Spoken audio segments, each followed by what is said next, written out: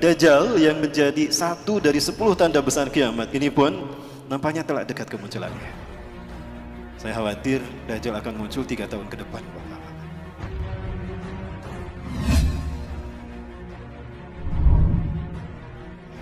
Dajjal ini manusia biasa. Dia manusia biasa seperti kita. Dajjal bukan Fomeo, tapi dia manusia. Dia lahir 100 tahun sebelum Nabi Musa diutus. Dia termasuk al-mumtazirin yang Allah tangguhkan. Tidak ada satupun bidang dalam kehidupan kita, hatta agama sekalipun, melainkan fitnah Dajjal ada di dalam. Karena para pengikut Dajjal, mereka ingin menguasai dunia, melakukannya dalam 3 ranah: simbol, ritual, dan arsitektur. Itu 3 ranah yang disentuh oleh Dajjal. Maka 3 ranah ini tidak pernah terlepas dari sistem Dajjal: simbol, ritual, arsitektur. Ya, salah satu contoh ritualnya. Orang-orang Yunani mereka menyembah Dajjal dengan melakukan pawai obor. Pawai obor keliling negeri. Menyembah dewa matahari mereka. Ya, dewa matahari mereka bernama Helios. Ya. Penyembahan kepada dewa matahari mereka yang bernama Helios ini dilakukan dengan pawai obor keliling negeri. Begitu sampai di Bukit Olympus, obor tadi serah terima kepada kaisar. Kaisar terima itu. Ketika kaisar pun lari di lapangan di Bukit Olympus tadi menuju sebuah obor besar. Dinyalakanlah obor raksasa tadi. Maka selama obor raksasa menyala, mereka melakukan atraksi di lapangan tadi. Berbagai macam atraksi. Itulah ritual yang kemudian, ritual yang dilakukan di Bukit Olympus, mengagungkan dewa matahari mereka, yang dimaksudkan ini. Ritual itu kemudian dinamakan Olimpiade. Sampai sekarang hilang tidak ritualnya? Inilah ritual pengagungan iblis dan Dajjal. Itu tingkat dunia. Tingkat benua, ada tidak? Ada, apa namanya? Asian Games. Tingkat nasional? Nah, itu ritualnya. Kita tidak sadar. Dalam bidang arsitektur, banyak dalam berbagai bidang, dalam berbagai bangunan, apalagi bangunan ibadah. Tidak terkecuali masjid, ada simbol Dajjalnya. Kami di Jawa Barat sedang menghadapi. Kenapa demikian? Karena banyak masjid yang bersimbolkan Dajjal.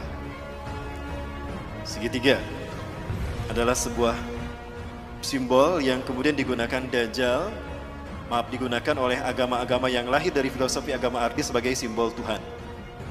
Jadi agama-agama yang lahir dari filosofi akal budi manusia menjadikan segitiga sebagai simbol Tuhan. Makanya di dalam agama Hindu ada Trimurti, betul? Di dalam agama Buddha ada Tridharma, kitab sucinya Tripitaka. Di dalam agama Kristen ada Trinitas. Nah, segitiga inilah yang kemudian digunakan Fir'aun untuk menunjukkan eksistensinya sebagai Tuhan. Kita tahu Fir'aun mengaku Tuhan. Wa ana rabbukumul a'la. Itu kata Fir'aun di hadapan Nabi Musa dan Harun. Maka dia bangun sebuah bangunan yang dilihat dari 4 arah mata angin, 4 penjuru mata angin itu sama, segitiga. Piramida. Firaun membangun piramida untuk menunjukkan kalau dia Tuhan, agar dunia mengetahui eksistensinya sebagai Tuhan. Dan yang diperbudak sebagai tukang batu saat itu adalah bangsa Yahudi. Tukang batu bahasa merekanya adalah mason. Ya, mason. Allah mendengar doa kaum Bani Israel yang diperbudak oleh Firaun selama berabad-abad. Maka kemudian yang diperbudak sebagai tukang batunya adalah bangsa Yahudi Bani Israel, Mason. Mason itu artinya tukang batu. Ya. Allah mendengar doa mereka, Allah tenggelamkan Fir'aun di Laut Merah, maka kemudian mereka merdeka. Mereka tidak lagi dijajah oleh Fir'aun. Tapi mereka tidak melupakan posisi mereka sebagai tukang batu yang diperbudak berabad-abad. Mereka tetap akan menyandang diri sebagai tukang batu. Tapi tukang batu kali ini tukang batu yang merdeka. Kalau dulu didedikasikan secara paksa kepada Fir'aun, maka sekarang didedikasikan untuk Tuhan yang mereka tunggu-tunggu. Jadilah mereka tukang batu yang merdeka. Merdeka bahasa Inggrisnya apa? Free. Maka lahirlah Freemason. Nah, dari situ sejarahnya. Tadi sudah kita bahas bahwa segitiga adalah simbol Tuhan dalam filosofi agama Ardi. Maka Tuhan digambarkan dengan segitiga. Siapa nama asli iblis? Azazil. Nama asli iblis itu adalah Azazil. Bagus namanya, itu dari Allah. Azza yang dimuliakan, yang dimuliakan. Allah. Azazil yang dimuliakan Allah. Dia marah sama Allah karena tidak terpilih sebagai khalifah di muka bumi. Dia marah sama Allah. Maka dia nggak mau sujud ketika Allah perintahkan dia sujud kepada Adam. Dia masih Allah izinkan tinggal di langit, Bapak Ibu. Dan dia gunakan segitiganya ke bawah. Ini buat iblis. Dia ingin menjadi Tuhan bagi manusia dan dia mengarah ke bawah, ingin menguasai dunia. Dan dialah sesungguhnya yang menguasai bumi. Dari langit dia awasi bumi. Di bumi ada Dajjal yang sama-sama ingin juga mengaku Tuhan, sama juga mengaku Tuhan sebagaimana iblis. Dan sama-sama dilahirkan di negara yang Allah binasakan lewat malaikat Jibril. Sama-sama diurus malaikat Jibril dan sama-sama ditangguhkan ajalnya sampai hari kiamat.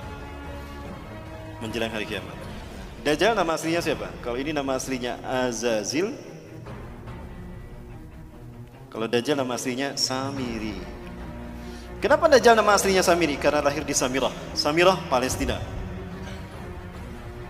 Allah takdirkan keduanya bertemu di segitiga Bermuda. Segitiga Bermuda adalah sebuah area lepas pantai di Samudra Atlantika yang menghubungkan 3 titik. Ada Florida, Miami, ada Bermuda, dan ada Puerto Rico. Kapal laut, kapal selam yang lewat sana hilang tanpa jejak. Sebetulnya tidak hilang, ada di sana, cuma ditutup dengan kristal cahaya. Allah takdirkan mereka bertemu di segitiga Bermuda dan mereka menjadi dui tunggal, Tuhan yang satu tampak, yang satu dia tampak, mengaku Tuhan.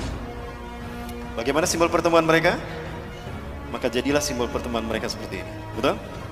Nah, ini filosofi dari mana asal simbol seperti ini. Ini adalah simbol pertemuan iblis dan Dajjal. Inilah pertemuan yang sangat dinikmati oleh Azazil atau iblis. Dia menyeru si Samiri Dajjal. Iblis biasa menyebut nama seseorang itu dari suku kata pertama. Samiri dipanggil Sam. Apa kata iblis? Hari ini adalah hari yang aku tunggu-tunggu sejak aku diturunkan dari surga ke dunia, di mana aku dipertemukan dengan saudara kembarku. Maka panggillah dia oleh kalian sebagai Paman Sam. Apa yang terbayang dalam benak kita? Amerika. Ini jawaban kenapa Amerika selalu ikut campur urusan negara di seluruh dunia. Dan kenapa veto Amerika mengalahkan veto The Big Five yang lain. Dan kenapa Amerika selalu ingin menang sendiri dan mengaku sok polisi dunia. Bukan Amerika yang ditakutinya, tapi who was behind American. Siapa di belakang Amerika? Siapa di belakang Amerika? Lihat set plan tata kota Amerika. Dan lihat mata uang Amerika. Dan ini terkait dengan ritual ibadah kita. Kenapa? Karena simbol-simbol ini banyak muncul di masjid-masjid. Bukan hanya di masjid, di gereja. Saya bisa tunjukkan satu-satu. Dan bukan hanya di Indonesia, di seluruh dunia. Kenapa tidak ada di tempat penyembahan? Karena iblis dan Dajjal ingin manusia bukan menyembah Allah, tapi menyembah kita, menyembah mereka maksudnya. Nah ini Bapak, kita sudah mulai membedah teka-teki itu kan? Satu persatu. Nah sekarang Bapak Ibu, saya ingin menunjukkan konspirasi iblis dan Dajjal sudah sampai pada penterjemahan Quran. Baik, saya minta yang hadir di sini buka Qurannya semua. Yang bawa Quran, buka Quran surat ke-7 Al-A'raf ayat ke-16. Saya ingin buktikan kalau ini ada konspirasi dalam penterjemahan Quran, konspirasi Yahudi. Dan saya harap Bapak Ibu bisa melakukan kritisi kepada Departemen Agama. Silakan yang di HP pun juga akan saya tunjukkan Bapak Ibu. Di HP pun ternyata ada yang benar, ada yang salah terjemahnya. Sakit dibacakan Mas. Iblis menjawab, karena engkau telah menyesatkan aku, pasti aku akan selalu menghalangi mereka dari jalanmu yang lurus. Bedakan menyesatkan aku dengan menghukum aku tersesat.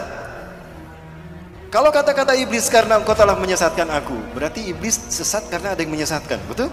Siapa yang menyesatkannya? Seolah-olah Allah yang menyesatkan kan? Karena engkau telah menyesatkan aku. Iblis berkata begitu. Berarti yang bersalah siapa? Allah yang telah menyesatkan iblis loh. Kok jadi Allah yang disalahkan? Betul Bapak Ibu? Nah, sepakat gak kalau kita minta kepada Departemen Agama dirubah tuh terjemahnya? Sepakat. Itu terjemahan yang diinginkan Yahudi Bapak Ibu. Iblis korban ketidakadilan Tuhan. Harusnya dia yang menjadi khalifah di muka bumi, bukan Adam. Maka Zionis Yahudi nggak mau menyebutnya iblis. Iblis itu artinya pembangkang. Ablasu iblis, iblisan, pembangkang. maka dia diberi nama dengan nama yang terhormat. Zionis Yahudi memberikan nama yang terhormat bagi Ajazil, bukan iblis. Ada yang tahu? Lucifer. Pernah dengar Lucifer? Maka para pengikut iblis disebut Luciferian.